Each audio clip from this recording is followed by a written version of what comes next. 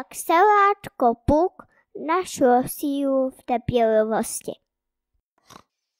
V prastarém údolí, kde se kouzelný láskoles sněhou tulí do náručí hory pocitů, leží jedna podivuhodná louka, plná tajemství. Tahle louka totiž nikde nezačíná, ani nikde nekončí. Jakoby celičkou horu pocitů kolem dokola objímala.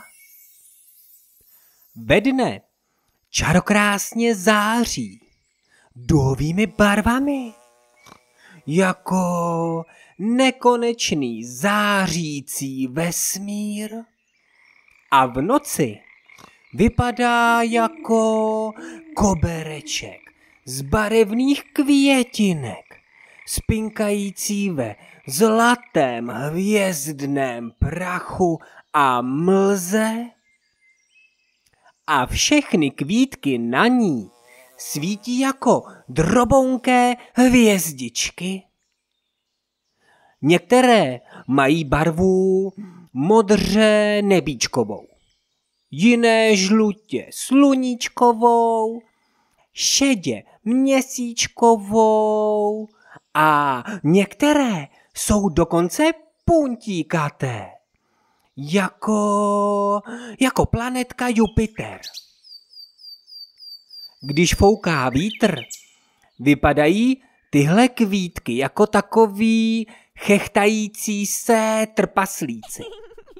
Věděli jste, že ve vesmíru jsou trpaslíci? Tahle louka je opravdu nebesky krásná. Tráva je na ní tak jemňonká, jako pohlazení od teplého vánku. A kdo si na ní lehne, cítí se, jako by ležel na té nejměkčí nadýchané hvězdné mlhovině.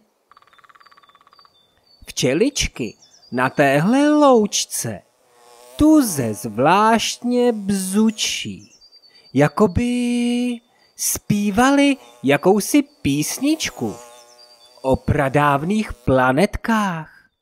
A přitom sbírají med, teda nektar. Nad loukou plují obláčky, jenž si hrají na různé tvary. Jeden vypadá jako kulatá planeta, jiný jako dlouhá kometa se zubatým ocáskem, no a tak. A po celé louce, hlavně nad kvítky čičorky, třezalky a divoké mrkve, poletují žluťásci, modrásci a hnědásci s ohnutými tykadelky. A vždycky, když mávnou křidélky, zanechají za sebou takové barevné třpytky. To je ale skutečně prazvláštní louka. Každý se tu cítí jako dílek báječného pohádkového příběhu. Jako takové mláďátko láskyplného vesmíru.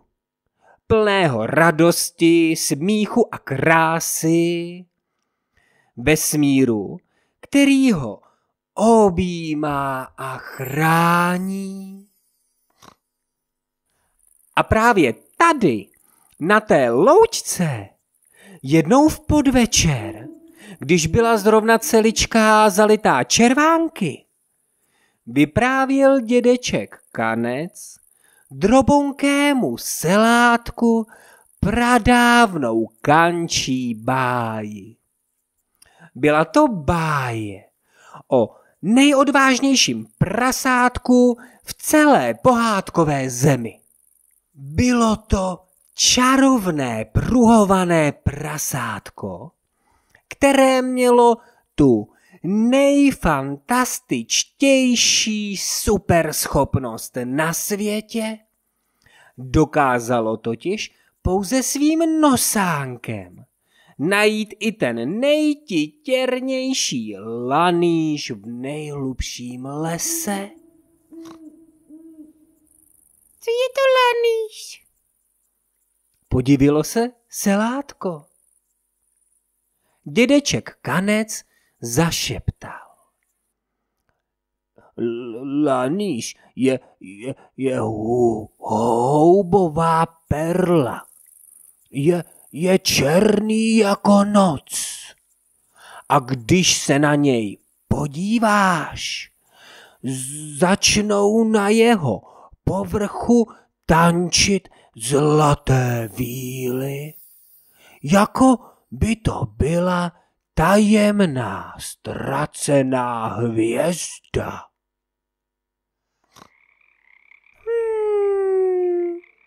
Ten musí být nádherný. Povzdechlo si selátko, když se jako malý kvítek pampelišky zachumlávalo ke spánku do tepla a bezpečí svého pelíšku. Není to jen tak ledajaká houba. Je to zázrak lesa.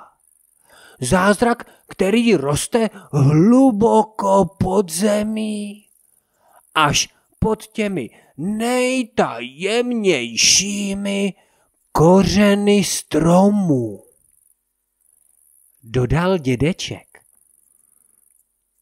To selátko se jmenovalo Puk. V jeho srsti se míchaly barvy světlého zlatavého rána a tmavé černé noci. Tělíčko mělo pomalované také jemnými hnědooranžovými proužky, co vypadaly jako paprsky zapadajícího slunce, pohrávající si s podzimním listím. Na bříšku Pukovi svítily růžové tóny, připomínající poupátka šípkové růže, co právě začínají kvést ve vlhké půdě lesa. Oči měl Puk veliké, hnědé a zvědavé, plné úžasu nad každým novým zákoutím láskolesa. Jeho prťavá ouška se jemně chvěla při jakémkoliv sebemenším zvuku louky.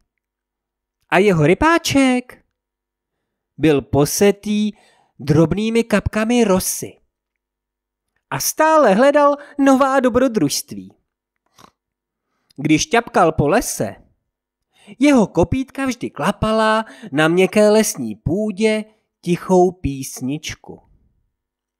Občas se zastavil a zvednul čumáček k obláčkům. Jen tak, jen proto, aby nasál vůni vlhkého mechu a čerstvě popadaných kaštanů. Tu vůni měl totiž Puk nejraději. Když mu dědeček úchvatnou kančí pověst dovyprávěl, byla už noc. A než se Puk vydal do království snů, udělal v útulném kousku svého pelíšku, kde sláma, mech a měkké listí jemně objímali jeho tělíčko, velikánské rozhodnutí. Jsem to nejodvážnější selátko v celém vesmíru. Jsem totiž super selátko Puk. A najdu ten nejúžasnější lanýž v láskolese. A pak už jen sladce zívnul.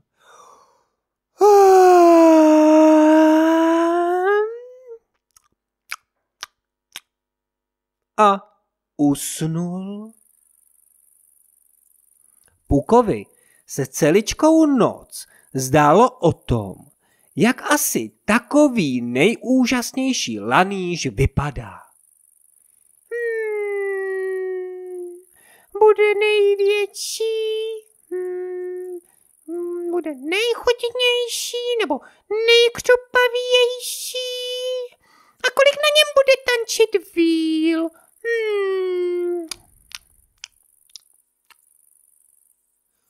Puk ani zamák nevěděl, co ho čeká.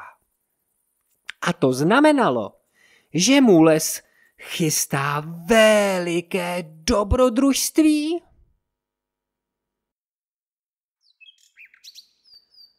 Druhý den, zasvítání, když se první paprsky sluníčka radovaly v ranní mlze a kapičky rosy se všude kolem třpytily jako hvězdičky, byl vzduch plný sladké vůně květin a jehličí.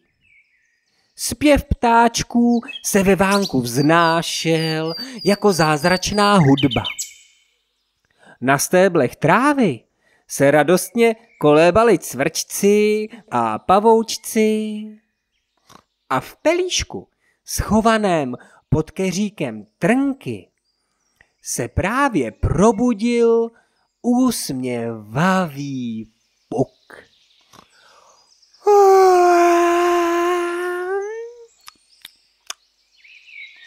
Protahoval si nožičky a roztomile u toho chrochtal. Měl velikou radost, že je nový den, plný nových dobrodružství. Popřál sluníčku dobré ráno a plný odvahy a odhodlání vyběhl na probouzející se louku. Dneska to bude. Prospěvoval si. Dneska najdu ten nejúžasnější lanýž v láskolese. Super Selátko, Puk jde do akce! Běhal jsem, pak zas tam. Nejprve hledal v mokré hlíně u borovicového pařezu, pak kolem fialového šeříku a nakonec i pod zlatými kvítky svízele. Ale ten nejúžasnější lanýž nikde. Kde jen může být? Zamumlal tichonce a běžel se podívat do nadýchaného zeleného mechu na kraji remízku. Honem, tam určitě bude.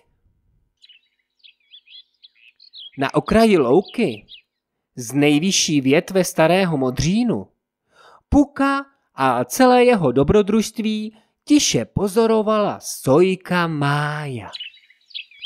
Když doběhl k mechu, přes celičkou louku na něj zavolala. Puku, kam tak spěcháš? Puk se podivil a celý udýchaný zachrochtal. Dobré ráno, Májo. Musím prohledat ještě remízek, roklinku, palouček, mítinku, alej a vlastně celý láskoles, víš? Já hledám ten nejúžasnější lanýž v láskolese. Ale nemohu ho najít. Myslel jsem, že jsem Super Selátko, ale asi jsem jen selátko. Mája se lehounce usmála a řekla. Puku, víš, co je to trpělivost? Puk se zamyslel a pak na Máju zavolal. Trpělivost! To je nějaké kouzlo! Trpělivost, vysvětlovala Mája, je, když děláš věci pomalu a v klidu. Když si počkáš a věříš, že to, co hledáš, přijde ve správný čas. Ale já chci ten laníč hned! Odfrknul Puk. Proč na něj musím čekat? Poběž za mnou, Puku, a já ti něco ukážu. Něco kouzelného. Špitla Mája a jediným tichým mávnutím křidélek se vznesla do vzduchu. Přivedla Puka na vysoký kopeček porostlý bílými kopretinami, na kterém ve větru tančily 3 přenádherné jabloně. Máš rád jablíčka, Puku? Zeptala se Mája. Ano, miluju jablíčka. Červená a zelená, sladonká a šťavnatá.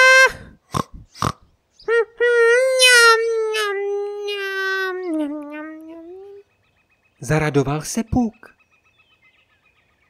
Podívej se na tuto jabloň, Puku, řekla Sojka. Než tato její malinká jablíčka dozrají, musíme počkat, třeba až do léta. Nejdříve se na větvičce objeví růžové poupátko.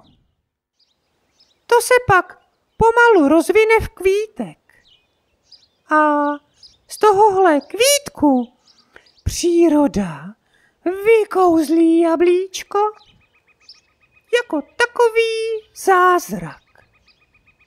Nejprve bude zelené a kyselé, ale když trpělivě počkáš, až nadejde ten správný čas, stane se z něho sladionké šťavnaté jablíčko. Spěchat a chtít, aby dozrálo hned, by bylo k ničemu, Puku. Na jablíčko nelze spěchat. A stejně tak je to i s hledáním laníže.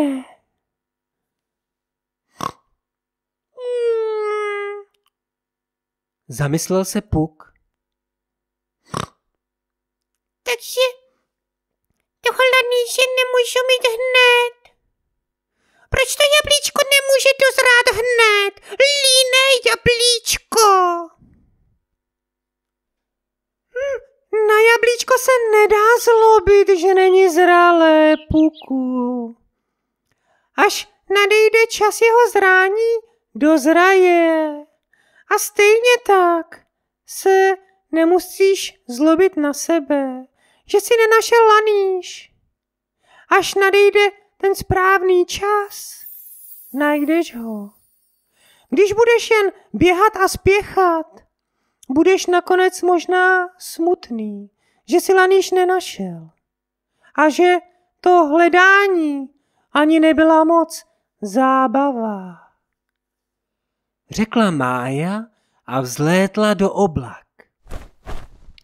Lepší je být klidný a trpělivý, Puku. Já, když něco hledám, představuji si hledání jako zábavnou hru. Třeba na hledání skřídčího pokladu. Buď ho najdu, nebo ne. Důležité je, že i hledání je zábava.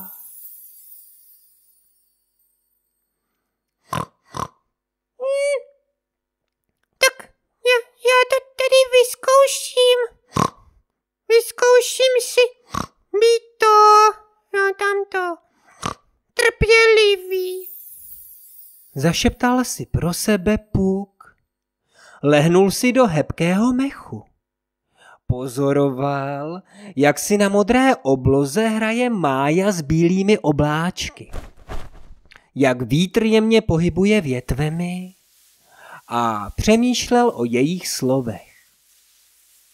V tom si vzpomněl na chvilku, kdy seděl s dědečkem na paloučku u studánky pod rozkvetlou lípou. Puk byl tenkrát ještě malenkaté selátko a dědeček mu vyprávěl zvláštní příběh o pohádkovém ránu, kdy právě na tom místě poprvé ochutnal lanýž. Dědeček ho přeci našel na lipovém paloučku. Špitnul si pro sebe Puk. S úsměvem vyskočil na kopítka a zavolal na Máju do nadýchaných obláčků. Už vím, kde rostou lanýže.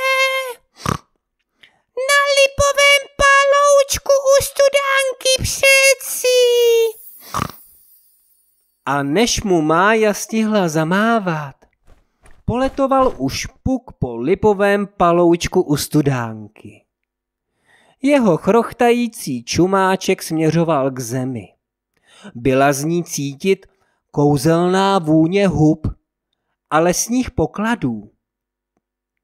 Ale blížil se večer. Sluníčko se začínalo schovávat za vrcholky líp, když v tom Puk ucítil něco prapodivného. Něco, co proplulo vzduchem, jako okouzlující tajemná vůně. Jeho srdíčko se rozbušilo. Ponořil rypáček znovu do voňavé hlíny. Přesně tam, kde se dlouhé kořeny líp vlnily, jako staré lesní cestičky. A právě tam, pod nejstarším a nejobrovitějším kořenem, se před ním objevil poklad. Hrbolatý, černý a lesklý, jako tajuplná perla, která v sobě skrývá všechna tajemství přírody. Celý svět se v tu chvíli ztišil a zastavil. Byl to ten nejkouzelnější a nejúžasnější lanýž.